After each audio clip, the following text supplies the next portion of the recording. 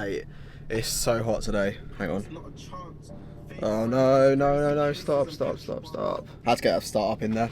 So the title of this video, it's to do with basically how I increase my squat. My squat has always been kind of a strong point for me. I think I've got short femurs, and also I did a lot of cycling when I was younger, so my legs are naturally quite strong now. But there's definitely some things you can be doing to increase your squat. First of all, I definitely recommend doing squats as an exercise. If you're not doing squats already, you need to be doing them. Obviously they're good for like hypertrophy. There's a reason why like a lot of bodybuilders do them, but also they can improve your functional fitness. So for example, just lifting anything day to day, moving around. And they're also good for just sports, for like your speed, power and strength. You know, if you're doing any explosive sort of sports, that will really help for that. And also because there's a lot of emphasis on your core stability muscles and, you know, your lower body and stuff, it can help improve your posture and your balance as well, because if you've got to try and balance with, you know, whatever, like 200 kg on your back, you've got to learn to balance properly. And so yeah, posture and balance definitely is improved by doing squats. Another reason why you should do squats is it's going to improve your joints really, and your bones as well. So obviously as people get older, you can get stuff like osteoporosis. Doing stuff where you're loading on the bones is going to help, you know, improve the strength of your bones basically, and reduce the likelihood of that happening. And then also your joints as well. If your joints get used to moving that sort of way, it's going to strengthen the joints. Now you can take it too far, as I have a lot, where your joints end up killing from doing squats, but we'll talk about that later in the video. So yeah, I'm about to go and hit legs now, do some squats, and then I'll chat to you after the session. Say I'm good-hearted, but I'm just getting started. Got my eyes on the target. No, no.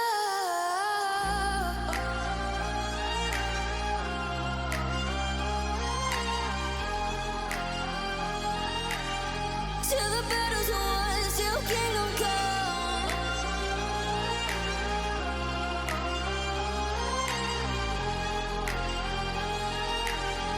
I'll never run. Best to give me your loyalty, 'cause I'm taking the world, you'll see. They'll be calling me, they'll be calling me royalty. Best to give me your loyalty, 'cause I'm taking the world, you'll see.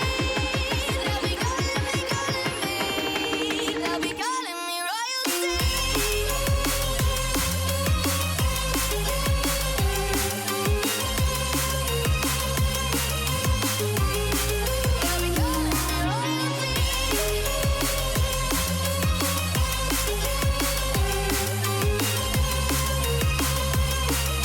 royalty.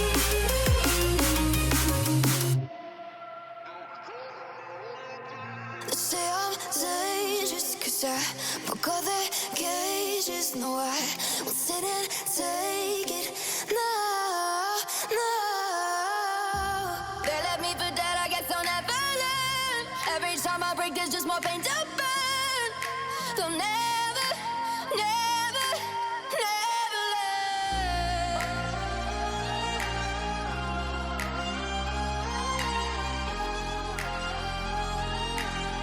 Till the battle's won, till kingdom come. You'll have to excuse the washed hair. I just got out of the shower and it's boiling today. It's like almost 30 degrees, so yeah, I've been sweating. Anyway, so you would have seen there that I was doing, my top set was 170 for one. Now I hit 170 for the first time about a month and a half ago on my bulk, but it did not move as well as that.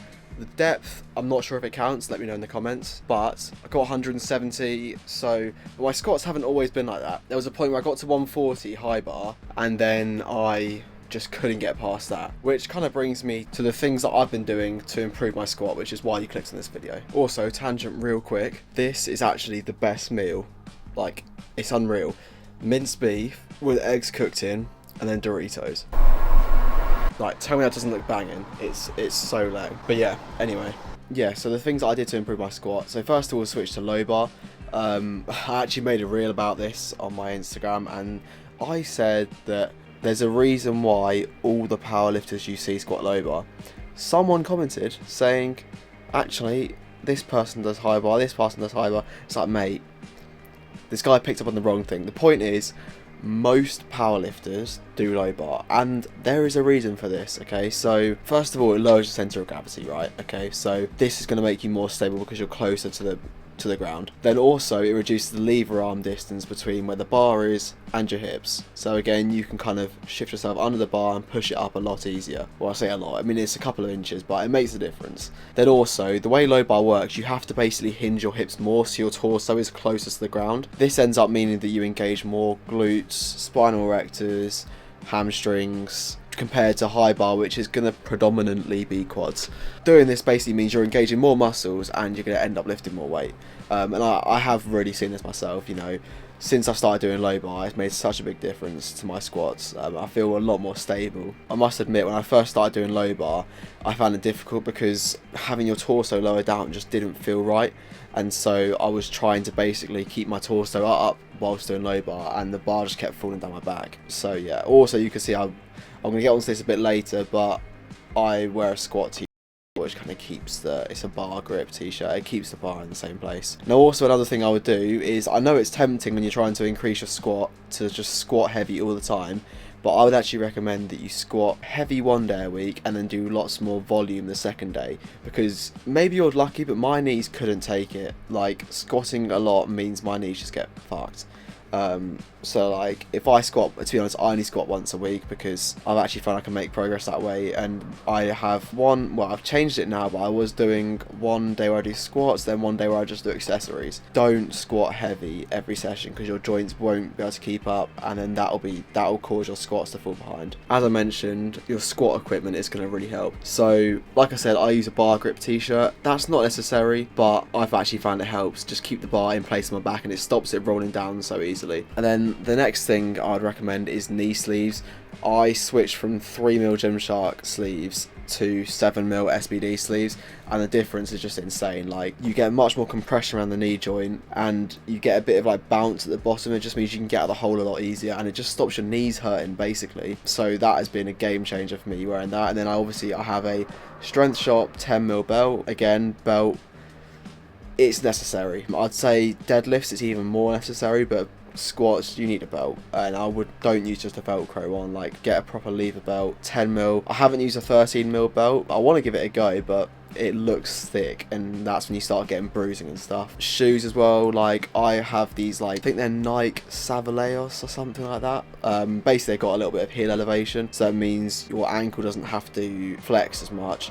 And so if you struggle getting depth, that could be a good shout. And also, I find it makes it easier to get out of the hole at the bottom of the squat. So you might not need this, but I find it helps me. Then the last thing I would say is probably, well, I use wrist wraps. You might find you don't need them, but I find on low bar squats, if I don't use them, my wrists can start to hurt because because the bar's lower down, I can't keep my wrists straight. It has to flex a little bit. At least I haven't found a way to do that anyway. I tried having a bit closer so I could sort of turn my wrist and put the bar on like the meaty bit of my hand, but that again just feels uncomfortable. So where I have it, it's okay, but my wrist can feel a bit sore afterwards, so that's why I use wrist wraps. That kind of takes away any sort of soreness. So yeah, those are the things that I've been doing to improve my squat. And the other thing is, don't train to failure on every set, because if you're training to failure like you would on like your accessories, don't do that on the squats, because you'll fatigue your central nervous system too much, and then that will just mess all the rest of your sets up. Right, okay, so learning all this stuff as well is great, but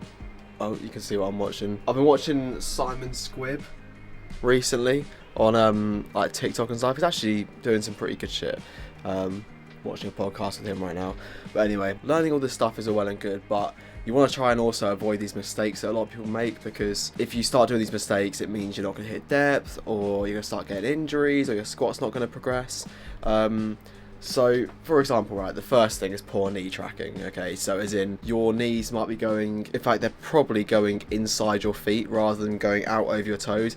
You want to make sure they're going over your toes, because that's going to be most efficient for engaging your quads and, you know, your posterior chain to push the weight back up. If your knees are caving inwards, as the weight comes up, potentially you could argue caving your knees in a tiny bit can help push the weight up, but it's not efficient because you're not pushing the weight directly down over your foot, then over the middle point of your foot. So you really want to try and push your knees out over your toes and keep them in that line. Then another issue as well is letting your back round. So a lot of people will basically, they won't brace properly, and then their lower back will start rounding. They'll get butt wink, so basically their pelvis will tilt, which you want that a little bit, but some people's back will round and they'll start doing this, and they just lose all that spring at the bottom of the movement to really push out of the hole. They just lost it because their back rounds. So you want to work on your bracing, basically. You want to make sure you're bracing properly. With bracing, you would think that you need to kind of just tense your abs as much as possible, but that's not the case.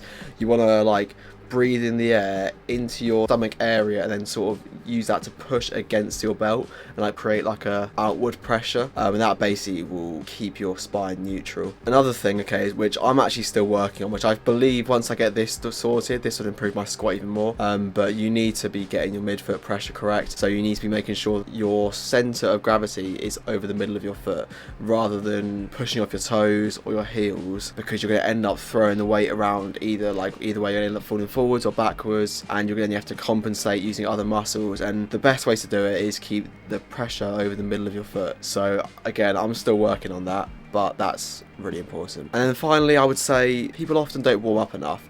I see people all the time, like younger people, like people younger than me, and I'm 23, can get away with not warming up as much. But like, for example, if I don't warm up my hips and my knees properly before I squat, I'm so stiff, I can't get depth or anything. So really make sure your hips, your knees especially, are really warmed up. I like to warm up my ankle mobility first as well. Make sure my quads, hamstrings, glutes are all warm first, because otherwise you're gonna get injuries. If you don't get injuries, you just won't be as strong because you're not firing all the muscles properly.